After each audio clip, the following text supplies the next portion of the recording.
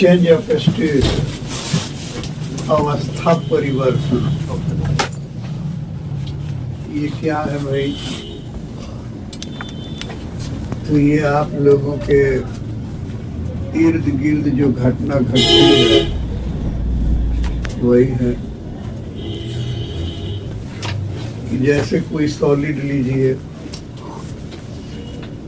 लोहा लीजिए, बर्फ लीजिए, एल्युमिनियम लीजिए, सॉलिड के रूप में है, ठोस के रूप में है। इसको लिक्विड बनाना है यानी द्रव बनाना है, तो आप क्या करेंगे? अरे सॉलिड को लिक्विड बनाना है, ठोस को द्रव बनाना है। लोहा द्रव बनता ही है, एल्युमिनियम द्रव बनता ही है, बर्फ द्रव बनता ही है। तो कोई भी ठोस आपको दे दें और कहे कि इसको द्रव बना के दो हमें, तो क्या करेंगे आप? हीट देंगे। हीट दे के और उसको लिक्विड में बदल देंगे। इसको कहते हैं चेंज ऑफ स्टेट, यानी सॉलिड को हीट देकर लिक्विड में बदलना चेंज ऑफ स्टेट कहलाता है। अगर कोई द्रव दे दें, जैसे पानी दे दें और कहें कि इसको गैस बना दीजिए, भाप बना दीजिए, वेपर बना दीजिए, तो क्या कीजिएगा? पानी को फिर से उष्मा देंगे, गर्म करेंगे, हीट देंगे, और एक ऐसा समय आएगा कि वो भाप में बदलने लगेगा यानी गैस में बदलने लगेगा। तो इसको कहेंगे चेंज ऑफ स्टेट। सॉलिड को, ठोस को उष्मा द्वारा द्रव में बदलना चेंज ऑफ स्टेट कहलाता है। द्रव को उष्मा द्वारा गैस में बदलना चेंज ऑफ स्टेट कहलाता है। आपको भाप दे दें यानी गैस दे दें और कहें कि इसको लिक्विड बना दीजिए, द्रव बना दीजिए, तो क्या करेंगे? जब हीट पड़ रहे हैं तो प्रेशर की बात कहाँ से आ गई बेटा? ठंडा करेंगे। ठंडा करेंगे, ठंडा करने का क्या मतलब? हीट निकालेंगे। अरे गैस में से हीट निकालेंगे का मतलब हो गया ठंडा करेंगे, तो वो द्रव बनेगा। तो इसको हम कहेंगे चेंज ऑफ स्टेट, यानी गैस में से उष्मा निकाल कर उसे द्रव में बदलना, गैस में से हीट निकाल कर उसे लिक्विड में बदलना चेंज ऑफ स्टेट कहलाता है। आपको कोई लिक्विड दे दें, जैसे पानी दे दें, और कहें कि इसको सॉलिड में बदल दीजिए यानी बर्फ में बदल दीजिए, तो क्या करेंगे? ठंडा करेंगे यानी हीट निकालेंगे। तो लिक्विड को में से हीट को निकाल कर सॉलिड में बदलना, द्रव में से उष्मा को निकाल कर ठोस में बदलना चेंज ऑफ स्टेट कहलाता है। सब मिला के क्या कर दिया?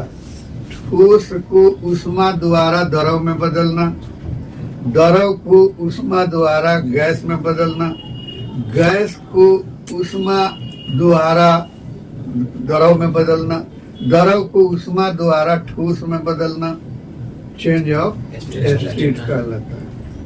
ठीक, यानी कि क्या कहना चाह रहे हैं कि ये सॉलिड है, सॉलिड ठोस, और इसको उष्मा देकर प्लस H उष्मा देकर लिक्विड में बदलना,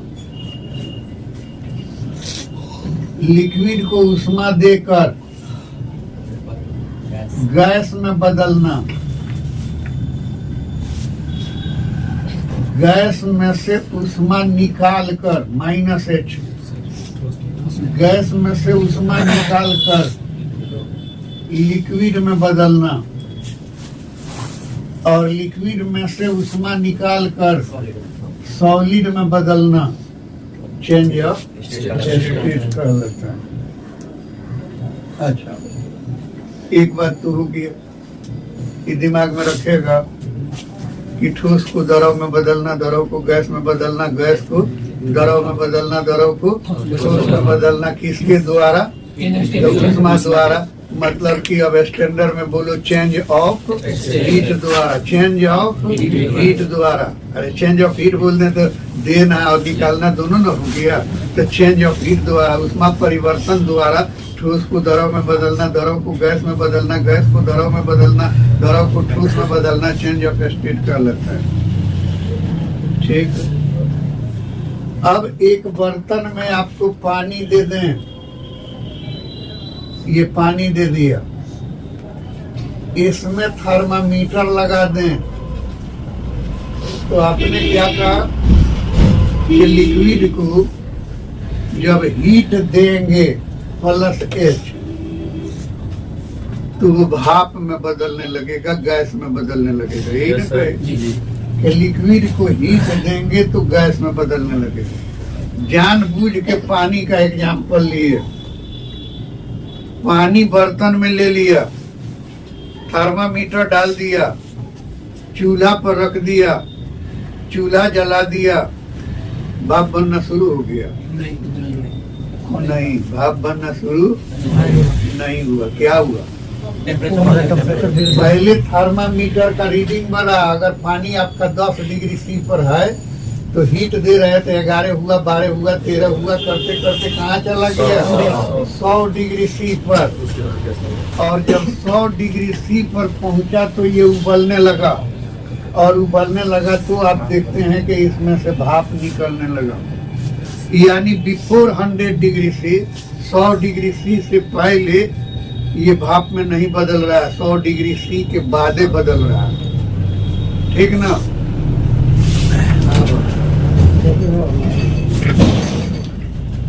100 डिग्री C के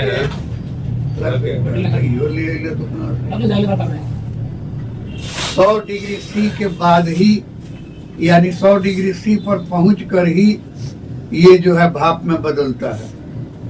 ठीक है, ये आप लोगों की देखी हुई बात है कि चूल्हा पर पानी रख दें और उसको गर्म करना शुरू कर दें तो तुरंत भाप नहीं बनता है, बल्कि गर्म करते जाते हैं तो एक समय वो चलने लगता है, यानी उबलने लगता है। और उबलने लगता है का मतलब हो गया कि उसका ताप 100 डिग्री C हो जाता है, तब भाप निकलता है। यानी 100 डिग्री C पर ही भाप निकलता है, 100 डिग्री C से पहले भाप नहीं निकलता है। ओके, तो इस 100 डिग्री C को क्या कहते हैं? 99 पर तो भाप नहीं निकलेगा, 100 पर भाप निकलेगा। कितनो गर्म कीजिए तो पानी का ताप 100 से ज्यादा जाइबे नहीं करेगा, कितनो उष्मा दीजिए 100 पर ही खड़ा रहेगा। तो इस 100 को क्या बोलेंगे पानी के लिए? Boiling point.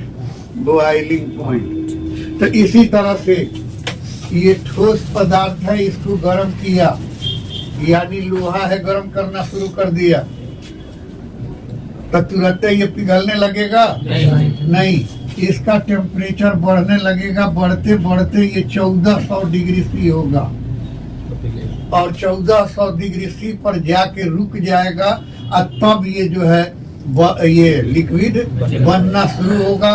और जब तक ये लिक्विड बनता रहेगा तब तक ये 1400 पर ही रहेगा, 1400 से न घटेगा न 1400 से बढ़ेगा। इसको कहते हैं मेल्टिंग पॉइंट। ठीक, जब ये पूरी तरह से लिक्विड में बदल जाएगा, अब इस चूल्हे पर है तो उष्मा दे रहे हैं तो इसका ताप बढ़ रहा है, ताप बढ़ रहा है तो बढ़ते बढ़ते 1400 पर जा रहा है, 1400 पर जाकर के कितना उष्मा दे रहे हैं, ताप नहीं बढ़ रहा है। और काम क्या हो रहा है? तो पिघलने का काम हो रहा है। जब तक पिघलता रह रहा है तब तक कि ताप नहीं बढ़ता है, लेकिन जैसे ही ये कम्प्लीटली पिघल जाता है तो फिर इसका ताप बढ़ने लगता है। लोहा की बात कर रहे हैं। ताप बढ़ने लगता है। कब बढ़ने लगता है?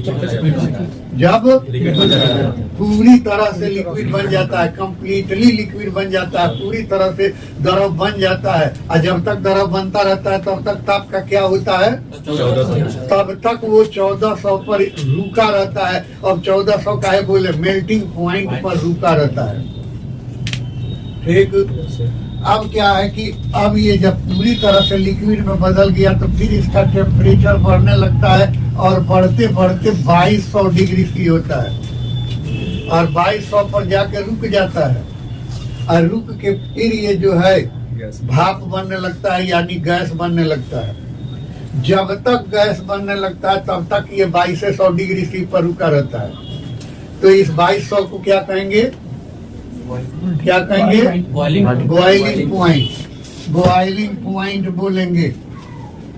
और जब ये पूरी तरह से भाप बन जाता है तब खेल खत्म होता है। यानी 2200 पर रहेगा है और ये भाप बनता रहेगा। जब तक भाप बनता रहेगा तब तक वो 2200 पर ही रहेगा। और भाप बन रहा है का मतलब पकड़ में अब थोड़े आएगा, वो तो भागता जा रहा है, तो अब पकड़ के थोड़े उसका ताप बढ़ाइएगा। यानी 2200 पर खेल खत्म। अब क्या है कि इसको अब भाप को लेकर के ठंडा करना शुरू किए -H।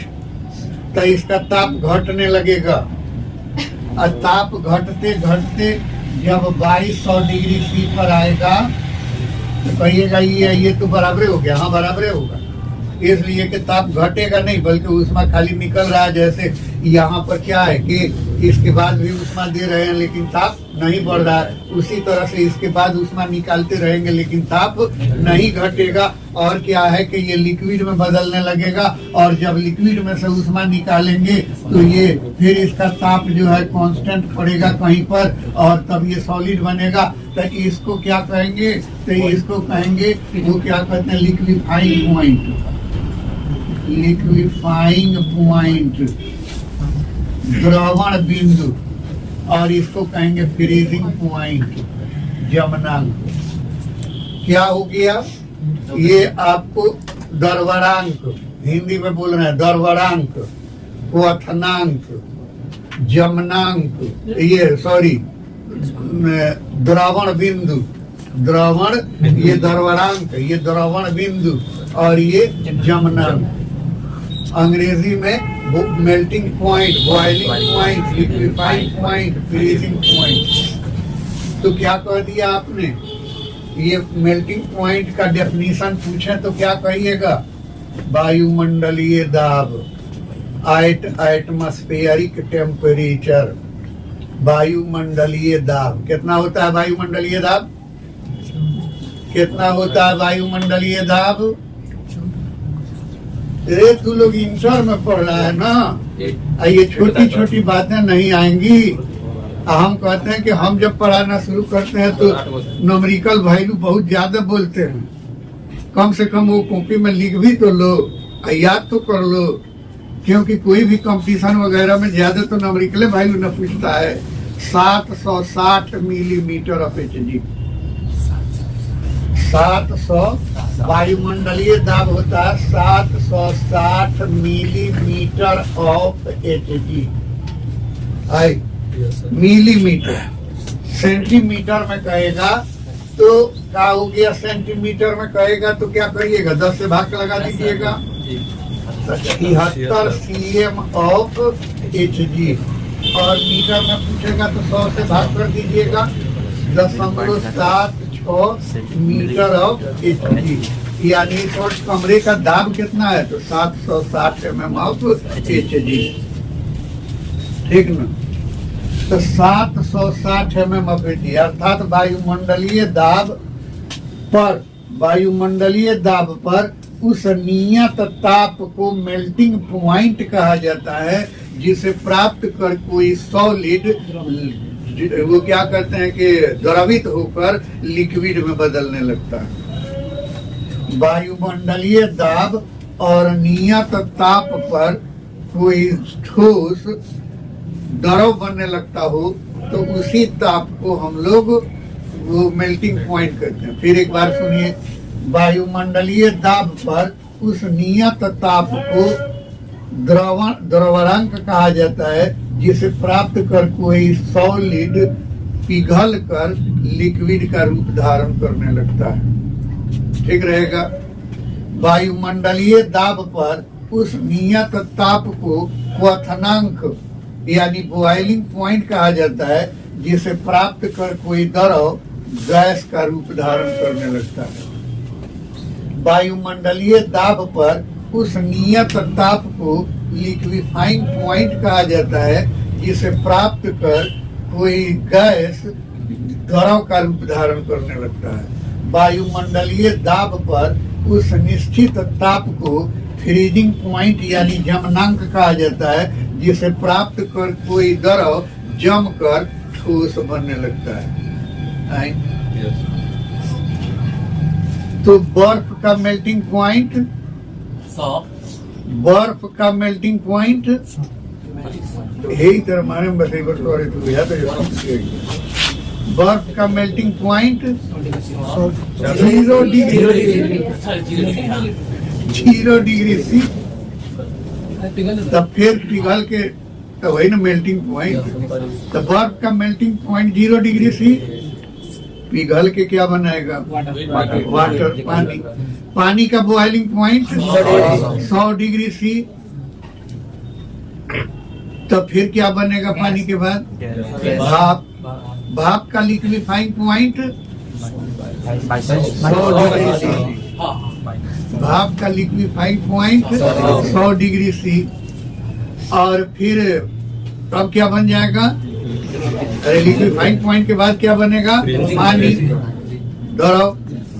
तो पानी का फ्रीजिंग पॉइंट 0 डिग्री सी पर बर्फ बन जाएगा। याद रहेगा। एक बात तो ये हो गया। ये बतवा याद हो रहेगा कि लपेट के रख देगा सब? याद रहेगा। अब दूसरी बात बताना चाहते हैं, चेंज ऑफ स्टेट में मेल्टिंग पॉइंट पर ताप स्थिर हो जाता है। क्यों? बस समझ में आ रही है? ये क्या कहे कि हरी लोहा है, लोहा को चूल्हा पर रख के गर्म करना शुरू किए, ताप बढ़ता जाएगा, बढ़ते बढ़ते मेल्टिंग पॉइंट पर पहुंचेगा। मेल्टिंग पॉइंट पर पहुंच के ताप का बढ़ना बंद हो जाएगा। का तो उष्मा देना बंद कर दिए? उष्मा दे ही रहे हैं, ताप का बढ़ना बंद हो जाएगा। ठीक। और क्या है कि तब क्या होगा? तब वो द्रव में बनने लगेगा। फिर क्या कहा? जब तक द्रव बनता रहेगा हम उष्मा देते रहेंगे, ताप अपने जगह पर ही स्थिर रहेगा, बढ़ेगा नहीं। क्यों नहीं बढ़ेगा? अरे आप लोग तो जानते हो कि हीट दिया जाता है तो टेम्परेचर बढ़ता है। यहाँ क्या हो गया कि हीट दे रहे हैं, टेम्परेचर नहीं बढ़ रहा। हीट दे रहे हैं, टेम्परेचर नहीं बढ़ रहा। हीट निकाल रहे हैं, टेम्परेचर नहीं घट रहा है। हीट निकाल रहे हैं, टेम्परेचर नहीं घट रहा है। ऐसा क्यों होता है? हीट देंगे, जैसे कि पानी रख दिया, पानी पर ज्यादा समझ में आता है। पानी रख दिया, इस पानी का टेम्परेचर 10 डिग्री सी था, हमने हीट देना शुरू कर दिया तो इसमें जो थर्मामीटर था उस थर्मामीटर का रीडिंग बढ़ने लगा, बढ़ते बढ़ते 100 पर पहुंच गया। 100 पर पहुंचने के बाद भी उष्मा दे ही रहे हैं, पानी उबल ही रहा है, भाप बन ही रहा है, लेकिन इसका रीडिंग न ऊपर जा रहा है न नीचे जा रहा है। ऐसा क्यों हो रहा है? वही कहा, यहाँ पर भी टेम्परेचर घटता बढ़ता नहीं है, यहाँ पर भी घटता बढ़ता नहीं है, यहाँ पर भी घटता बढ़ता नहीं है, यहाँ पर भी घटता बढ़ता नहीं है। तो दी गई उष्मा क्या हो गया या ली गई उष्मा क्या हो गया, हम ये जानना चाहते हैं। न बुझा रहा है? तुमको 1 रुपया दिया, फिर 5 रुपया दिया, तो क्या कोई अब 6 रुपया हो गया, तो फिर 100 रुपया दिया, तब क्या कोई 106 रुपया हो गया।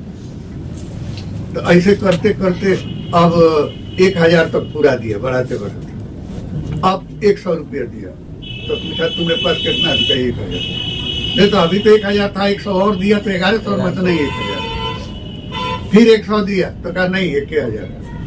तो अब मैंने 1000 के बाद वाला दे रहे हैं, वो रुपया कहाँ हो रहा है, ये जानना चाहते हैं। तो वही कहा कि पानी का ताप 10 डिग्री सी था, उष्मा दिया 11 हो गया, उष्मा दिया 12 हो गया, उष्मा दिया 50 हो गया, उष्मा दिया 100 हो गया, उष्मा दिया 101 क्यों नहीं हुआ, उष्मा दिया 102 क्यों नहीं हुआ, ये पूछना चाहते हैं। ठीक, तो बेटा ये बात दिमाग में रखना। अरे हम बड़का बड़का क्वेश्चन जो पढ़ाते हैं वो दिमाग में रखना आज के युग में जरूरी नहीं है। तो परीक्षा के समय 2-4 को देख लेंगे हो जाएगा। असल है जो बहुत लड़ा रहे हैं, ये सब बतवा याद रखना जरूरी है। और यही सब तुम्हारे एग्जामिनेशन में भी और यही सब तुम्हारे कंपटीशन में भी आता। फर्स्ट ईयर में जिस दिन से ज्वाइन किए, क्या कहें, आज के बच्चों को सही रास्ता दिखाना बहुत मुश्किल होता है। लॉकडाउन से पहले तक बच्चे वाकई टीचर को भगवान मानते थे। भाई करके आओ, हाँ सर एकदम करके आओ, करके आता था। नहीं होता था तो आके पूछता था कि तो नहीं हुआ हमसे, लाख कोशिश किए नहीं, तो आदमी बताता था, घरे पहुंच जाता था। भाई नहीं क्या होता नहीं देखो। लेकिन आज का स्टूडेंट लॉकडाउन के बाद पता नहीं लॉकडाउन में कोई ऐसा चीज था क्या जिससे विद्यार्थी सबका दिमाग में चेंज हो गया। हम बार बार कहते हैं कि फर्स्ट ईयर में पहले दिन से लेके और सेकेंड ईयर के लास्ट डे तक पढ़ो और डायरेक्ट कोई कंपटीशन तो नहीं हो तुम्हारा तो हमारा मुंह उठा के छीन देना। लेकिन तुम लोग पढ़ते ही नहीं, टंडेली मारना शुरू हो जाता है। और नहीं तो हमारे मोहल्ले के भी लोग हैं, डायरेक्टर हमारा बेटी थी यहाँ से उठी और दे दी कंपटीशन, एकदम हो गया। वो भी 1% 2% नहीं, 91% नंबर लाई थी कंपटीशन। आज एकदम मेडिकल में, अब उससे बात करते हैं तो मजा आता है। उसी दिन आई थी वो मंडे को, तब तक एक अवैक उसकी माँ हमारे साथ खाना वाना खाई, सब कुछ ठीक ठाक है। एक अवैक फीवर हो गया, तब तक उठ के आई कि नहीं नहीं नहीं नहीं नहीं मेडिसिन नहीं देना है पापा, मेडिसिन नहीं देना, ये फीवर नहीं है, ये जो है ठंडी है, ठंडी है। तुरंत वो मंगाई है, थोड़ा सा सेक दिखाई, मम्मी ठीक है ना, हाँ एकदम परफेक्ट, हाँ होने का ठंडी। हम लोग क्या करते, जल्दी से मेडिसिन दे देते। हमारा एक भतीजा था, उसको पटना में रहता था, मोबाइल से पढ़ाते थे। बड़े पापा हर चीज मोबाइल से, व्हाट्सएप से और ये टॉकिंग करके पढ़ाते थे डायरेक्ट। वो भी डायरेक्टे बैठा, डायरेक्टे हो गया। ये न कि इंटर के बाद कोटा गया तो फलाना रहे, वो सब कथा कहानी की बात है, वो सब दिन काटने वाली बात है। तुम लोग अपने ईमानदारी से मेहनत करो, सब कुछ हो जाएगा।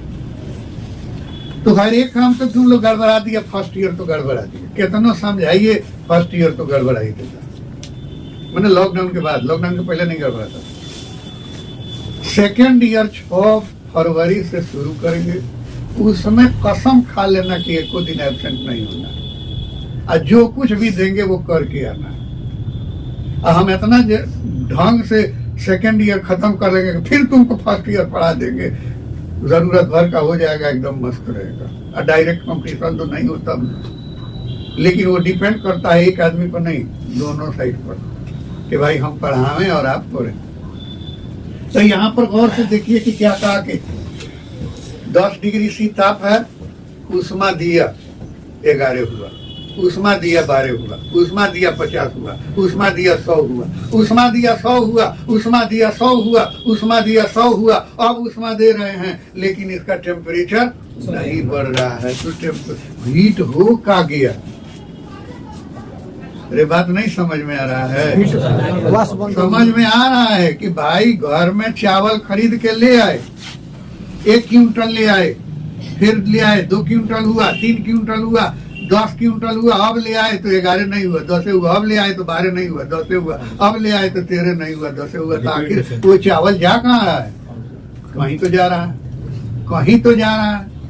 तो याद रखना हमारा एक शब्द का बात, before melting point, boiling point and freezing point, the given heat is change into temperature, but after melting points, boiling point and freezing point, the given heat is not changed into temperature, it is changed into kinetic energy. बात बुझाया? कि क्वथनांक से पहले जो ऊष्मा दिया जाता है वो ऊष्मा ताप में बदल जाता है, लेकिन इनके बाद जो ऊष्मा दिया जाता है वो गतिज ऊर्जा में बदल जाता है, ताप में नहीं बदलता है, गतिज ऊर्जा में बदल जाता है। क्या कहे कि 10 क्विंटल तक चावल हो गया, अब घर में उसमें खर्चा करना शुरू कर दिया, अब ले आ रहे तो कह रहा है सबकी नहीं अब चावल नहीं बढ़ा, मतलब कि 1 क्विंटल ले आ रहे तो 1 क्विंटल उधर खर्चा भी है, रोज के रोज 1 क्विंटल पक जा रहा है तो 10 का 10 न रहेगा। तो वही कह रहे हैं कि इससे पहले जो ऊष्मा दिया जाता है वो ताप में बदलता है, इससे पहले जो ऊष्मा दिया जाता है वो ताप में बदलता है, इसके बाद जो ऊष्मा दिया जाता है वो काइनेटिक एनर्जी में बदलता है। जैसे पानी चूल्हा पर रख के ऊष्मा देते हो तो पानी चलने लगता है? नहीं चलता है। थर्मामीटर का रीडिंग चलता है, थर्मामीटर का रीडिंग, ये ऊष्मा दिया पानी नहीं चल रहा, स्थिर से पड़ा हुआ है, लेकिन थर्मामीटर का रीडिंग 10 से 11 हो गया, चला। ये ऊष्मा दिया ये नहीं चल रहा है, लेकिन थर्मामीटर का रीडिंग 13 हो गया, चला। थर्मामीटर का रीडिंग 100 हो गया, चला। यानी थर्मामीटर का रीडिंग इंक्रीज होता रहा, बढ़ता रहा, लेकिन पानी स्थिर रहा। और जैसे ही ये स्थिर हुआ पानी चलने लगा। अरे पानी उबलने लगा तो उबलता है तो क्या होता है, पानी चलता ना है, और चलता है तो क्या हो गया, गति आ गया ना, गति आ गया तो गतिज ऊर्जा आ गया ना। तो वही कह रहे हैं कि मेल्टिंग पॉइंट के पहले और बॉइलिंग पॉइंट के पहले जो ऊष्मा दिया जाता है वो टेम्परेचर में बदलता है, और उसके बाद जो ऊष्मा दिया जाता है वो काइनेटिक एनर्जी में बदलता है। और काइनेटिक एनर्जी थर्मामीटर से नापाएगा का? तो थर्मामीटर से नहीं नापाएगा तो थर्मामीटर का रीडिंग तो स्थिर हो ही जाएगा। बात एक तरह से और समझिए कि हमने यहाँ एक चौकीदार रख छोड़ा है कि कौन विद्यार्थी आ रहा है, कौन विद्यार्थी जा रहा है, इसका हिसाब आप रखो। और विद्यार्थी इसमें भरते गए एकदम यहाँ से वहां तक विद्यार्थी भर गए, बैठने का जगह नहीं है, और चौकीदार से पूछते हैं क्या हुआ, तो एको आदमी नहीं आया, एको आदमी नहीं गया। अरे तो हई सब कहाँ से बढ़ गया इतना? तो ये थर्मामीटर क्या होता है? हीट का चौकीदार होता है। चौकीदार होता है तो इसमें लगाया 10 से 11 बनाया, हम समझ गए ऊष्मा आ रहा है। 11 से 100 बनाया, हम समझ गए कि ऊष्मा आ रहा है। 100 से 100 ही रहा, हम देख के कह रहे ऊष्मा नहीं आ रहा है। कितना ऊष्मा यहाँ से दिया जा रहा है, ही कह रहे हैं कि ऊष्मा नहीं आ रहा है, 100 ही बता रहे हैं। तो क्या हो गया कि दिया गया हीट टेम्परेचर में न बदल के बल्कि अपना रूप बदल दिया, यानी काइनेटिक एनर्जी में बदल गया। और काइनेटिक एनर्जी में बदल गया तो वो थर्मामीटर से नहीं नापा पाएगा, यानी अपना रूप बदल के ये हड़कंप मचाता रहा, पानी को भाप बना के उड़ाता रहा, पानी को बर्बाद करता रहा, और ये कह रहे हैं कि कोई हीट नहीं आया। तो ये वही कह रहे हैं कि after melting point and boiling point the given heat is not change into temperature, it is change into kinetic energy. और वो आपके आंख के सामने दिख रहा है कि दूध रख दीजिए चूल्हा पर, पानी रख दीजिए चूल्हा पर, ऊष्मा देते जाइए, लेकिन वो चलता नहीं, अपने जगह पर एकदम खड़ा रहता है। परंतु जब बॉइलिंग पॉइंट प्राप्त हो जाता है तब क्या है कि वो चलने लगता है। चलने लगता है का मतलब वो अब हीट जो दे रहे हैं वो काइनेटिक एनर्जी में बदल रहा है, गतिज ऊर्जा में बदल रहा है, वो जो है टेम्परेचर में नहीं बदल रहा है। इसलिए थर्मामीटर का रीडिंग स्थिर हो जाता है। तब कोई भी आदमी आप लोगों से पूछ दे melting point, boiling point, freezing point, liquefying point पर थर्मामीटर का रीडिंग स्थिर हो जाता है, क्यों? तो क्या जवाब दीजिएगा कि भाई freezing point, boiling point, melting point के बाद जो ऊष्मा दी जाती है या जो ऊष्मा ली जाती है वो जो है ताप में नहीं बदलता है बल्कि काइनेटिक एनर्जी में बदल जाता है। और चूंकि काइनेटिक एनर्जी को थर्मामीटर से नहीं नापा जा सकता है, इसलिए थर्मामीटर का रीडिंग स्थिर हो जाता है। 2 बात का जवाब हो गया, चेंज ऑफ स्टेट और ये लोग क्यों रुका रहता है। ठीक है जी। तीसरी बात, गर्म करने पर सॉलिड लिक्विड में ही क्यों बदल जाता है? लिक्विड गैस में ही क्यों बदल जाता है? गैस लिक्विड में ही क्यों बदल जाता है? लिक्विड सॉलिड में ही क्यों बदल जाता है? तो आप लोगों ने पढ़ा हुआ है कि सभी पदार्थ छोटे छोटे पार्टिकल के मिलने से बने होते हैं। जैसे ये दीवार कैसे बना है? तो बालू मिला, छोटा छोटा पार्टिकल सीमेंट मिला, छोटा छोटा पार्टिकल ईंट मिला है, छोटा छोटा पार्टिकल, सब तो छोटा छोटा पार्टिकल मिला के ये विशाल सा दीवार बना दिया। तो सभी पदार्थ छोटे छोटे पार्टिकल के मिलने से बने होते हैं। इन पार्टिकल्स के बीच डिस्टेंस पाया जाता है, दूरी पाया जाता है, गति पाया जाता है। तो कोई अब दिमाग खराब है आपका, कहाँ इसमें जो बालू है सीमेंट है, कहाँ गति मारी? तो तनी हमसे कह के दिखाओ तो हमारा खून चालू है, तो मार के तुम्हारा मुंह पोड़ेंगे, कहाँ चालू है? नहीं चालू है। मतलब क्या कह रहे हैं कि हमारा खून चालू है कि नहीं? तो दिखता क्यों नहीं है? तो इसी तरह से ये गतिमान है। लेकिन जिस तरह से हमारा खून चल रहा है उसी तरह से ये चल रहा है। खून का चलना दिखता नहीं है, ये भी दिखता नहीं है। लेकिन माइक्रोस्कोप से देखो ना तो पता चल जाएगा। तो माइक्रोस्कोप से देखो ना, इसको पता चल जाएगा। या तुम लोग कोनो चीज लकड़ी उकड़ी जलाते हो तो एक तो लगता है कि कोई चमकता हुआ चीज यहाँ से वहाँ चला गया, वहाँ से वहाँ चला गया, तो वो अणुए में चल रहा है, उसका टेम्परेचर बढ़ गया, इसलिए भाग रहा है, काइनेटिक एनर्जी बना के। बस समझ में आ रहा है? तो अब क्या हो गया कि सभी पदार्थ छोटे छोटे पार्टिकल के मिलने से बने हैं, उनके बीच डिस्टेंस पाया जाता है। तो मान लो, तुमको मान लो कई को होता है, सॉलिड, लिक्विड, गैस। मान लो कि अणुओं के बीच की दूरी कम है, तब ये सॉलिड होता है। अणुओं के बीच की दूरी बढ़ जाता है, तब ये लिक्विड होता है। अणुओं के बीच की दूरी बहुत अधिक बढ़ जाता है, तब ये गैस होता है। और क्या हो गया कि मान लो कि 1 सेंटीमीटर, ये सही बात नहीं है, ये दिमाग में रखने की जरूरत नहीं है, ये एग्जाम्पल दे रहे हैं। मान लो अणुओं के बीच की दूरी 1 सेंटीमीटर है तो ये सॉलिड है, 2 सेंटीमीटर है तो ये द्रव है, 3 सेंटीमीटर है तो ये। इन अणुओं के बीच, याद है सरफेस टेंशन में बताया था, इन अणुओं के बीच आकर्षण का बल पाया जाता है। इस आकर्षण के बल को इंटरैक्शन फोर्स कहा जाता है, अंतः आणुक बल कहा जाता है। यानी क्या, अपने यहाँ जो सरकार बनी हुई है, दिल्ली सरकार या पटना सरकार, उसमें 2 पार्टी है कि नहीं है? एक पार्टी है जिसको सत्ताधारी पार्टी बोलते हो, और एक पार्टी है जिसको विरोधी दल बोलते हो, अपोजिट पार्टी बोलते हो। तो इस वक्त इस देश पर प्रभाव किसका है? सत्ताधारी का कि विरोधी का? सत्ताधारी का। जो चाहता है सत्ताधारी वही करता है। तो इस तरह से इन लोगों में भी 2 चीज होता है। एक होता है इंटरैक्शन फोर्स, अंतः आणुक बल, और एक होता है क्या कहा कि ये चलते रहते हैं, गतिमान रहते हैं। तो एक होता है गतिज ऊर्जा। तो इंटरैक्शन फोर्स हो गया सत्ताधारी पार्टी, उसी का प्रभाव रहता है। और काइनेटिक एनर्जी हो गया विरोधी दल, कम है, उसका प्रभाव नहीं है। तो क्या हो गया कि किसी भी पदार्थ में ये हो गया इंटरैक्शन फोर्स, इंटरैक्शन फोर्स, अंतः आणुक बल, और ये हो गया काइनेटिक एनर्जी। ऐसे ही रहता है काइनेटिक एनर्जी, ठीक नहीं? अब इसको गर्म करना शुरू किया। गर्म करना शुरू किया, किसको बढ़ा रहे हैं? इंटरैक्शन को कि काइनेटिक को? इंटरैक्शन को बढ़ा रहे हैं।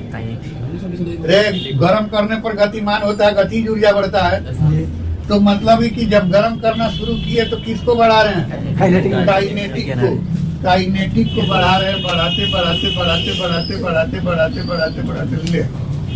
अब ई हो गया ज्यादा, ये हो गया खत्म नहीं हुआ, उसके आगे ही तो जितना था उतना ही है, लेकिन उससे ज्यादा ये हो गया।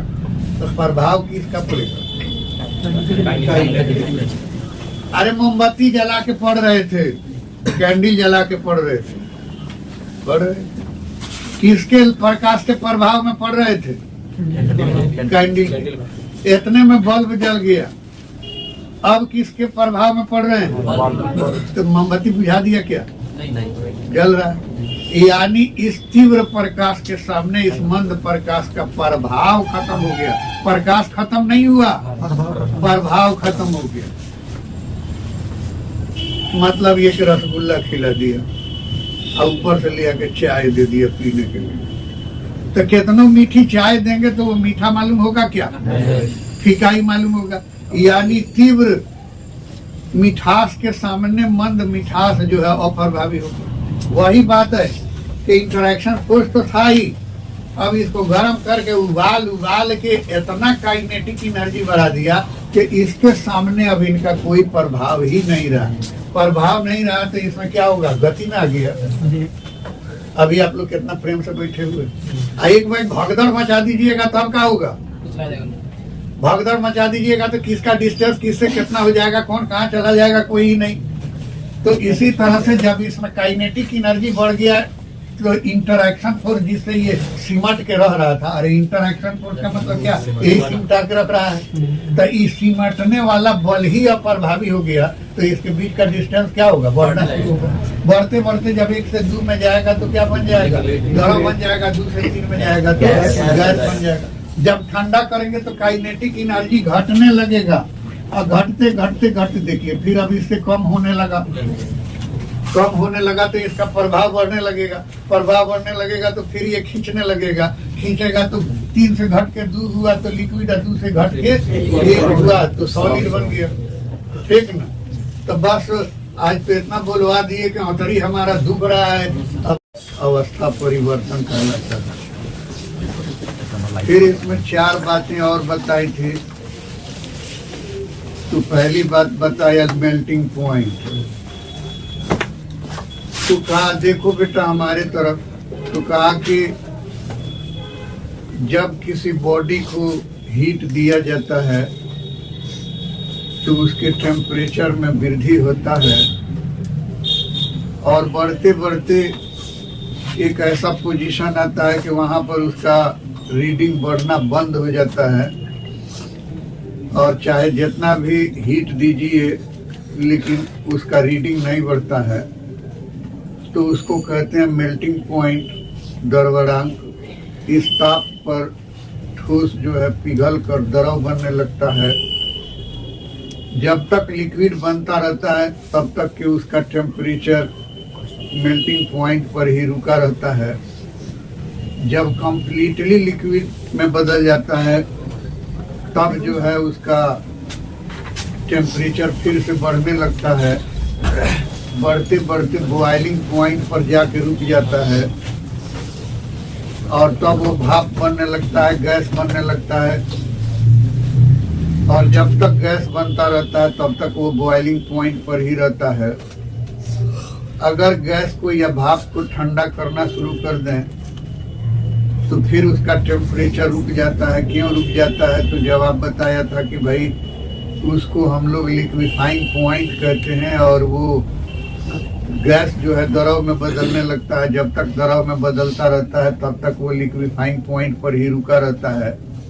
जब पूरी तरह से द्रव बन जाता है तो फिर उसका टेम्परेचर घटने लगता है। घटते घटते जाकर के फ्रीजिंग पॉइंट पर रुकता है, और वो द्रव जमकर ठोस बनने लगता है। तो इसका डेफिनेशन किए थे कि वायुमंडलीय दाब पर, दाब का 3 यूनिट होता है। एक यूनिट होता है mm/Hg या cm/Hg या m/Hg। दूसरा होता है पास्कल। तीसरा होता है बार, BAR बार। 3 यूनिट होता है। तो ये जो लिए हुए हैं सब के सब न्यूटन पर मीटर स्क्वायर के टर्म में भी है। तो वही कहा कि वायुमंडलीय दाब यानी 760 mm/Hg दाब, वायुमंडलीय दाब और नियत ताप पर, वायुमंडलीय दाब पर उस नियत ताप को मेल्टिंग पॉइंट कहा जाता है जिसे प्राप्त कर कोई सॉलिड गल कर लिक्विड बनने लगता है। वायुमंडलीय दाब पर उस नियत ताप को बॉइलिंग पॉइंट कहा जाता है जिसे प्राप्त कर कोई लिक्विड उबल कर भाप बनने लगता है, गैस बनने लगता है। वायुमंडलीय दाब पर उष्णीयत ताप को लिक्विफाइंग पॉइंट कहा जाता है, जिस पर कोई गैस द्रव में बदलने लगता है, और वायुमंडलीय दाब पर उष्णीयत ताप को फ्रीजिंग पॉइंट कहा जाता है, जिसे प्राप्त कर कोई द्रव ठोस का रूप धारण करने लगता है। फिर आपको एक वाई वाली बात बताए थे कि मेल्टिंग पॉइंट पर, बॉइलिंग पॉइंट पर, लिक्विफाइंग पॉइंट पर और फ्रीजिंग पॉइंट पर टेम्परेचर रुक क्यों जाता है।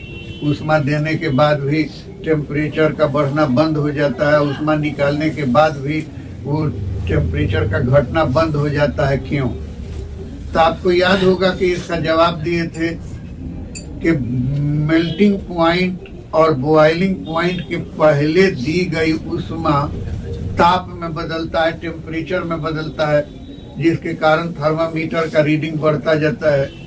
लेकिन वो प्राप्त कर लेने के बाद जो ऊष्मा दिया जाता है, जो हीट दिया जाता है, वो हीट जो है टेम्परेचर में नहीं बदलता बल्कि काइनेटिक एनर्जी में बदलता है। और चूंकि किसी तरह के एनर्जी को थर्मामीटर से नहीं नापा जा सकता, इसलिए थर्मामीटर का रीडिंग स्थिर हो जाता है। तो ये दो बात सिखाया था आपको। एक बात की मेल्टिंग पॉइंट, बॉइलिंग पॉइंट के पहले जो ऊष्मा दिया जाता है वो टेम्परेचर में बदलता है, और उसके बाद जो ऊष्मा दिया जाता है वो काइनेटिक एनर्जी में बदलता है।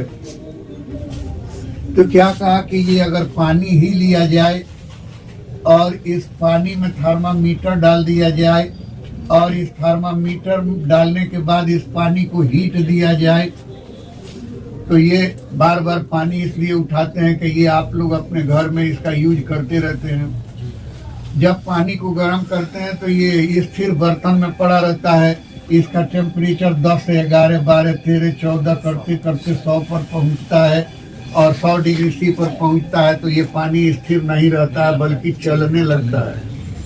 तो पहले जो है ये जो हीट दिया वो टेम्परेचर में बदल रहा है, इसलिए थर्मामीटर का रीडिंग चलता रहा।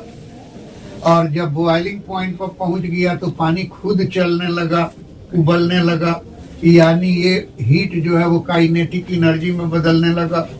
और काइनेटिक एनर्जी में बदलने लगा तो हीट देने के बाद भी इसका रीडिंग आपको बढ़ नहीं रहा है, इतना ही पड़ रहा है, और काइनेटिक एनर्जी में वो बदलता चला जा रहा है। तो मेल्टिंग पॉइंट प्राप्त होने के बाद या बॉइलिंग पॉइंट प्राप्त होने के बाद जो ऊष्मा दिया जाता है, उस ऊष्मा को कहा जाता है लेटेंट हीट। लेटेंट हीट का मतलब, लेटेंट मतलब गुप्त, हीट मतलब ऊष्मा, गुप्त ऊष्मा। गुप्त ऊष्मा का मतलब छुपी हुई ऊष्मा। क्यों छुपी हुई ऊष्मा इसका नाम रखे हैं? तो भाई 100 डिग्री सी तक तो जब ये हीट दिया जाता है तो ये हीट आपको इस थर्मामीटर के नजरों में आता है। अरे 10 से 11 से 12 से 13, यानी थर्मामीटर बता रहा है कि हीट आ रहा है। लेकिन बॉइलिंग पॉइंट के बाद जो ऊष्मा दिया तो थर्मामीटर कह रहा है कोई ऊष्मा नहीं आया, कोई ऊष्मा नहीं दिया, यानी ये टेम्परेचर को स्थिर दिखा रहे हैं। इसका मतलब कि इसमें ऊष्मा नहीं आया, जबकि ऊष्मा हम दे रहे हैं। तो ये मेल्टिंग पॉइंट के बाद या बॉइलिंग पॉइंट के बाद जो ऊष्मा हम देते हैं वो थर्मामीटर के नज़रों से छुप जाता है, थर्मामीटर के मेजरमेंट में नहीं आता है, इसलिए हम इसको लेटेंट हीट कहते हैं, छुपी हुई ऊष्मा बोलते हैं। ठीक ना? तो अब क्या है कि ये लेटेंट हीट का परिभाषा करें तो इसको लेटेंट हीट तो बोलबे करते हैं, लेकिन स्पेसिफिक लेटेंट हीट भी बोलते हैं। स्पेसिफिक लेटेंट हीट विशिष्ट गुप्त ऊष्मा, यानी विशेष गुप्त ऊष्मा। आपको एक बर्तन में 1 ग्राम पानी रख दें और एक बर्तन में 1 लीटर पानी रख दें, और कहें कि दोनों को चूल्हा पर रख के गर्म करके भाप बना के उड़ा दीजिए, बर्तन बिल्कुल सूख जाना चाहिए। तो 1 ग्राम वाला में ज्यादा ऊष्मा लगेगा या कि 1 केजी वाला में? 1 केजी वाला में 1 केजी वाला में ज्यादा ऊष्मा लगेगा, 1 ग्राम वाला में कम ऊष्मा लगेगा। इसका मतलब क्या हुआ कि the required heat is directly proportional to the mass of material, यानी दी गई ऊष्मा पदार्थ के द्रव्यमान का समानुपाती होता है। अगर द्रव्यमान को m मान लें और हीट को h मान लें तो h वाइरीज m, इसलिए h बराबर Lm, where L is a constant and called a specific latent heat, जहाँ L एक नियतांक है और इसी नियतांक को विशिष्ट गुप्त ऊष्मा कहा जाता है। इफ m बराबर 1 kg देन h बराबर L, अरे भाई m को 1 मान लेते हैं तो h बराबर L, यानी पानी लिया तो कितना लिया 1 ग्राम, लोहा लिया तो कितना लिया 1 kg, अल्युमिनियम लिया तो कितना लिया 1 kg, बर्फ लिया तो कितना लिया 1 kg। जब 1 kg ले रहे हैं तो h यानी दी गई ऊष्मा और L यानी स्पेसिफिक लेटेंट हीट आपस में बराबर होते हैं। तो ये परिभाषा कब जाके लागू होगा? बॉइलिंग पॉइंट प्राप्त हो जाने के बाद। ये कब का ऊष्मा है? तब बॉइलिंग पॉइंट प्राप्त हो जाने के बाद का ऊष्मा जो छुपा हुआ है। अरे नाम है लेटेंट हीट, तो लेटेंट हीट कह दिया तो क्या हो गया कि मेल्टिंग पॉइंट के बाद वाली ऊष्मा, बॉइलिंग पॉइंट के बाद वाली ऊष्मा। बात नहीं समझ में आ रहा है? अरे जैसे आप पटना गए इलाज कराने, पैसा पॉकेट में है तो रास्ता में जाने में जो खर्चा हो गया वो एक तरह का खर्चा हुआ, और जब डॉक्टर का फीस जमा करके और दिखा उखा के टेस्ट कराने में, दवाई लेने में जो खर्चा हुआ वो दूसरा खर्चा हुआ, ठीक ना? yes, तो वो हॉस्पिटल तक पहुंचने वाला खर्चा हम थोड़े आपके ट्रीटमेंट में जोड़ लेंगे। तो ये क्या करा? गुप्त ऊष्मा। गुप्त ऊष्मा कब होता है? तो भाई मेल्टिंग पॉइंट के बाद छुप जाता है, बॉइलिंग पॉइंट के बाद छुप जाता है, लिक्विफाइंग पॉइंट के बाद छुप जाता है, फ्रीजिंग पॉइंट के बाद छुप जाता है। तो जब भी हम बात कर रहे हैं इस गुप्त ऊष्मा का, तो आपको ये समझना है कि मेल्टिंग पॉइंट के बाद वाली ऊष्मा, बॉइलिंग पॉइंट के बाद वाली ऊष्मा, यानी रास्ता में खर्च हो जाने वाले पैसे के बाद खर्च जो हुआ वो पैसा है। Boiling point, melting point, freezing point, liquefying point तक पहुंचने में जो ऊष्मा लगा वो किसी काउंट में नहीं, उसके बाद वाली ऊष्मा। बात समझ में आ रहा है? तो क्या कह रहे हैं? नियत ताप पर, अब जान लीजिएगा, नियत ताप न लीजिएगा, अरे चारों नियतें न है। नियत ताप वायुमंडलीय दाब और नियत ताप पर किसी पदार्थ के एकांक द्रव्यमान को, किसी पदार्थ के एकांक द्रव्यमान को पूर्णतः अपनी अवस्था बदलने के लिए, कंप्लीटली चेंज ऑफ स्टेट के लिए, पूर्णतः अपनी अवस्था बदलने के लिए आवश्यक ऊष्मा। अरे ठोस है तो ऊष्मा देना पड़ेगा, द्रव है तो ऊष्मा देना पड़ेगा, आवश्यक ऊष्मा। या मुक्त ऊष्मा, अरे भाप है तो द्रव बनाना है तो ऊष्मा निकालना पड़ेगा, द्रव है और आपको ठोस बनाना है तो ऊष्मा निकालना पड़ेगा। तो वायुमंडलीय दाब और नियत ताप पर, atmospheric pressure and constant temperature पर, unit mass of substance, unit mass of matter को कंप्लीटली अपना स्टेट चेंज करने के लिए आवश्यक ऊष्मा या मुक्त ऊष्मा उस पदार्थ की स्पेसिफिक लेटेंट हीट कहलाता है। फिर एक बार, वायुमंडलीय दाब, अब जैसे पानी की ही बात करें तो पानी की बात करें, भाप बनाना है तो 760 mm ऑफ Hg दाब, और पानी को क्या बनाना है? भाप बनाना है तो 100 डिग्री C ताप पर एकांक द्रव्यमान, यूनिट मास ऑफ वाटर, एकांक द्रव्यमान जल को पूर्णतः भाप में बदलने के लिए, पूर्णतः भाप में बदलने के लिए आवश्यक उष्मा देना ना पड़ेगा, तो प्लस कर दिया आवश्यक उष्मा पानी के वाष्पीकरण की गुप्त उष्मा कहलाता है। वेपोराइजेशन ऑफ वाटर का स्पेसिफिक लेटेंट हीट कहलाता है। तो अभी पानी पर तो कर नहीं रहे हैं, इसलिए जनरल मटेरियल पर कर रहे हैं। तो वही कहा कि वायुमंडलीय दाब और नियत ताप पर एकांक द्रव्यमान, किसी पदार्थ के एकांक द्रव्यमान का ताप, एकांक द्रव्यमान को पूर्णतः अपनी अवस्था बदलने के लिए आवश्यक उष्मा या मुक्त उष्मा उस पदार्थ की विशिष्ट गुप्त उष्मा कहलाता है। फिर एक बार, एटमॉस्फेरिक प्रेशर और कांस्टेंट टेम्परेचर पर किसी सब्सटेंस के यूनिट मास को कंप्लीटली स्टेट चेंज करने के लिए आवश्यक उष्मा हीट गेन्ड और heat loss is equal to the specific latent heat of material. फिर एक बार खुद हिंदी में, वायुमंडलीय दाब और नियत ताप पर किसी पदार्थ के एकांक द्रव्यमान को पूर्णतः अपनी अवस्था बदलने के लिए आवश्यक उष्मा या मुक्त उष्मा उस पदार्थ की विशिष्ट गुप्त उष्मा के बराबर होता है। इसे एल द्वारा निरूपित किया जाता है। दोनों दिक्कत है जी। अब क्या हो गया, specific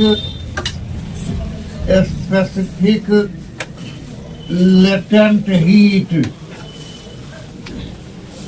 for fusion of ice. Fusion मनी गलना, आइस मनी बर्फ, बर्फ के गलन की विशिष्ट गुप्त उष्मा।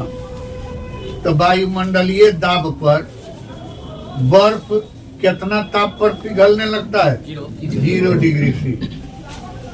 तो वायुमंडलीय दाब 1 atm, वायुमंडलीय दाब और नियत ताप 0 डिग्री सी पर एकांक द्रव्यमान बर्फ को यूनिट मास ऑफ आइस, एकांक द्रव्यमान बर्फ को पूर्णतः जल में बदलने के लिए, पूर्णतः जल में बदलने के लिए आवश्यक उष्मा देना न पड़ेगा।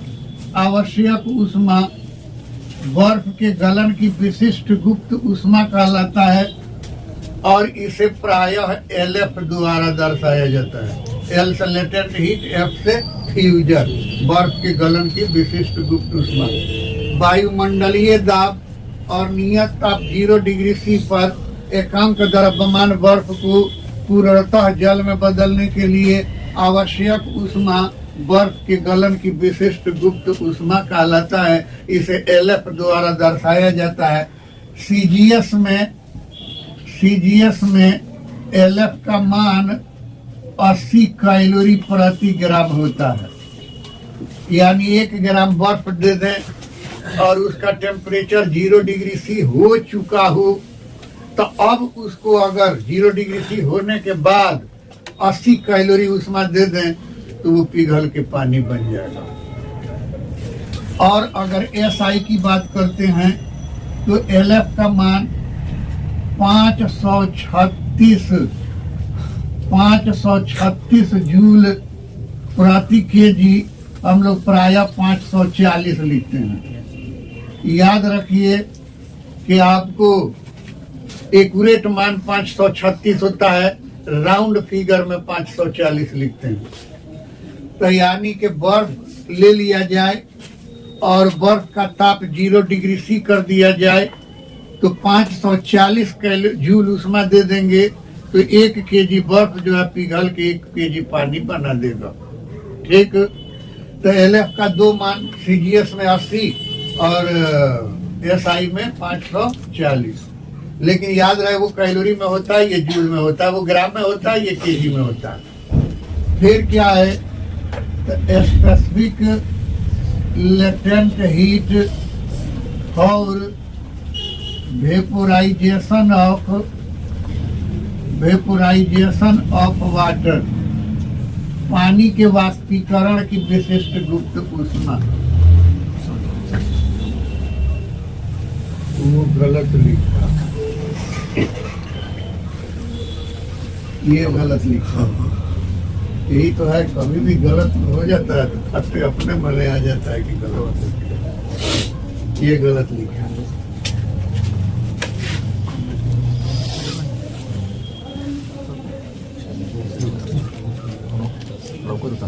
इतना बता 336 गुना 10 और 3 जूल प्रति के, ठीक, ये मान होता। पहले जो लिखा था वो गलत लिखा था। स्पेसिफिक लेटेंट हीट और वेपोराइजेशन ऑफ वाटर, वायुमंडलीय दाब और नियत ताप 100 डिग्री सी पर एकांक द्रव्यमान जल को यूनिट मास ऑफ वाटर, एकांक द्रव्यमान जल को पूर्णतः भाप में बदलने के लिए आवश्यक ऊष्मा पानी के वाष्पीकरण की विशिष्ट गुप्त ऊष्मा कहलाता है। वायुमंडलीय दाब, जहाँ ये लिखे इसका अर्थ हो गया 760 mmHg। वायुमंडलीय दाब और नियत ताप 100 डिग्री सी पर एकांक द्रव्यमान जल को पूर्णतः भाप में बदलने के लिए आवश्यक ऊष्मा पानी के वाष्पीकरण की विशिष्ट गुप्त ऊष्मा कहलाता है। इसे एलवी द्वारा दर्शाया जाता है। एल से लेटेंट हीट, भी से vaporisation, latent heat of vaporisation of water. इसका मान यही जाकर के उधर लिख दिए थे, 536 कैलोरी प्रति ग्राम, यानी 540 कैलोरी प्रति ग्राम होता है सीजीएस में, और ये एलवी का मान एसआई में 2250 गुना 10 पर पावर 3 जूल प्रति केजी होता है। ठीक है ना? तो तू लोगों को आज के जमाने में, आज के युग में भाई सब छोटकी छोटकी बतवा याद रखना पड़ता है, वैल्यू याद रखना पड़ता है, न तो बेइज्जती तो होवे करता है। अब प्लस जो है एग्जामिनेशन में से छटैया तो होता ही है। अरे कंपटीशन वाला एग्जामिनेशन में जानते हो, ये मान नहीं याद रखने पर बड़ा बेइज्जती हो जाता है। जैसे कि कल बैठे हुए थे शाम में, मगरिब और ऐसा के पीछे नतनी आती है ना 1 बार इज इक्वल टू दी, चूरे घसक गई। जब ये नहीं याद आवे जो बार कौन सी के यूनिट हो, दिमाग में घूमे जे कुछ तो है, लेकिन कौन सी के यूनिट है ये ना करे।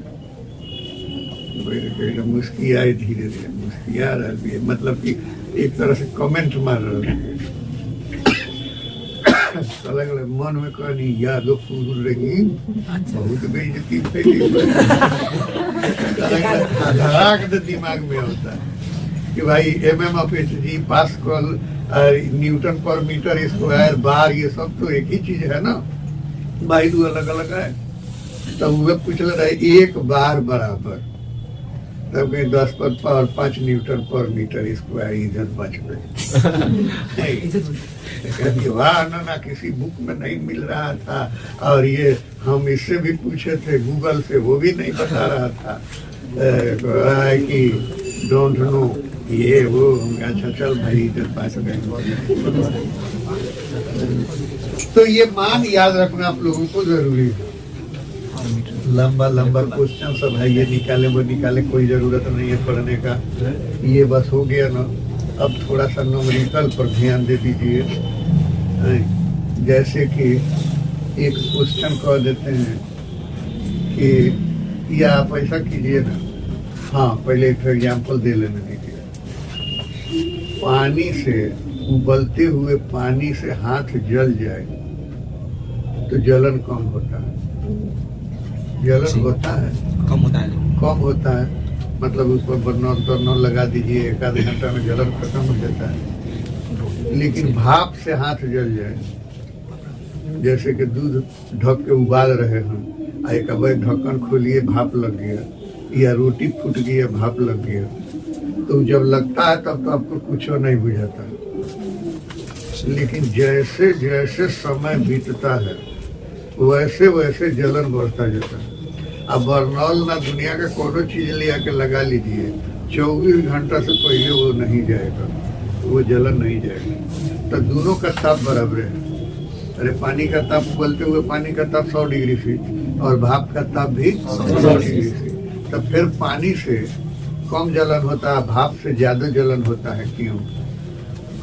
क्वेश्चन समझ में आ रहा है कि माने उसका भी ताप उतना ही है, इसका भी ताप उतना ही है। ई जला देता है तो 1 घंटा में जलन खत्म हो जाता है, ई जला देता है तो 24 घंटा रह जाता है। क्यों?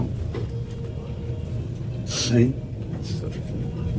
ब्लेड लें, एकदम नया ब्लेड, ऐसे भी ऐसे आपको मार दें आपके शरीर पर। कटता है तो बुझाता है कि कट गया। हम लोग तो दाढ़ी वाड़ी बनाते हैं तो अक्सर बुझाइबे नहीं करता है कट गया। बाद में जब वहां से ब्लड निकलने लगता है, ये तो कट गया, तब उसके बाद धीरे धीरे जलन होने लगता है। तो मतलब कि स्पीड था, इस स्पीड की वजह से वो कटा तो समझे में नहीं आया। वही बात है कि क्यों ऐसा होता है। तो लीजिए, ये बॉइल्ड वाटर कर दिया, इसका टेम्परेचर कितना है? 100। तो थीटा बराबर हो गया 100 डिग्री सी, ठीक ना। और ये वेपर हो गया, वेपर का टेम्परेचर 100 डिग्री सी, ठीक है। उबलता हुआ पानी जो है 1 ग्राम ले लिया आपको समझाने के लिए। भाप भी जो है वो 1 ग्राम ले लिया है। तो इसके पास कितना हीट है?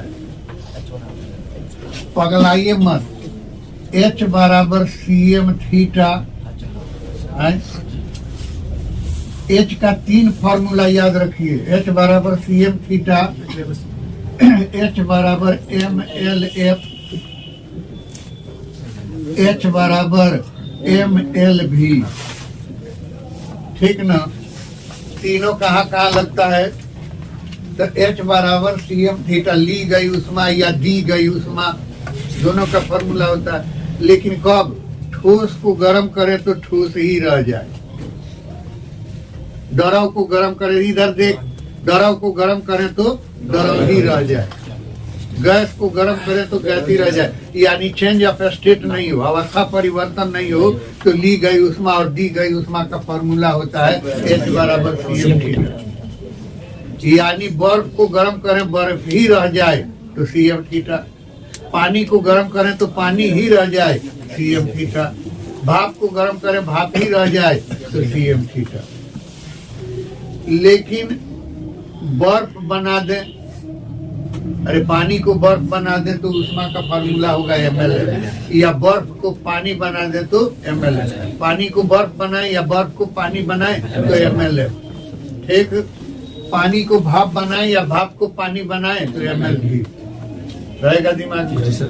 तो अब चलिए, ये पानी था, ये पानी आपके बर्तन में था, इधर बनाया था, बर्तन में था, गर्म किए, कहाँ पहुंचा? 100 पर। तो ये पानी क्या कर रहा है? बॉइल्ड वाटर, यानी 100 पर। तो इस पर, इसके पास जो उष्मा है उसके लिए तीनों में कौन फॉर्मूला लगेगा? सबसे नीचे MLV वाला लगेगा, H बराबर MLV। तू भी यही बोल रहा है, बदल गया पानी। रे गरम करके 100 पर पहुंचा दिया तो पानी बदल के भाप बन गया। तो क्या कहे थे कि पानी पानी ही रह जाए, बर्फ बर्फ ही रह जाए, भाप भाप ही रह जाए तो कौन लगेगा? CM theta. हिया चल, भाप बन गया तो ये पानी भाप कैसे बनेगा? गरम करके पहले 100 पर, पहले 100 पर मतलब पहले ये, आज जब 100 पर पहुंच गया उसके बाद वाला क्या हो गया? MLF। तो यहाँ पर H का फॉर्मूला कितना हो जाएगा? CM theta. तो ये तो 100 पर पहुंचा, और तब देंगे MLF, तब जाके ना भाप बनेगा। अरे CM थीटा देंगे तो 0 से 100 पर पहुंचेगा, और 100 पर पहुंचने के बाद ये देंगे तो आपको भाप बनेगा। ML सर भी होगा सर, भाप बनेगा जी सर। ठीक।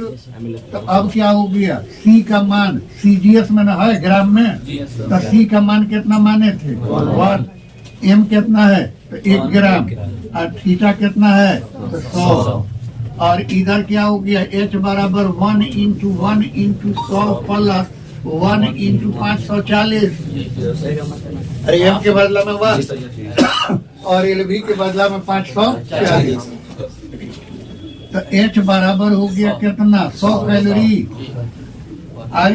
और H बराबर हो गया 640 कैलोरी, यानी दोनों का ताप बराबर है। उबलते हुए पानी का ताप और भाप का ताप बराबर है, लेकिन उबलते हुए पानी का ताप के पास मात्र 100 कैलोरी ऊष्मा है और भाप के पास 640 कैलोरी ऊष्मा है, इनसे 6.5 गुना ज्यादा है।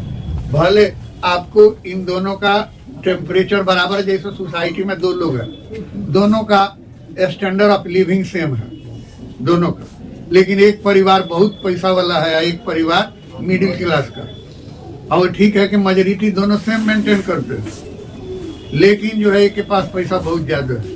तो वही बात हो गया ना कि इनका स्टैंडर्ड एक है 100 डिग्री सी, लेकिन इसके पास ऊष्मा ज्यादा है, इसके पास ऊष्मा कम है।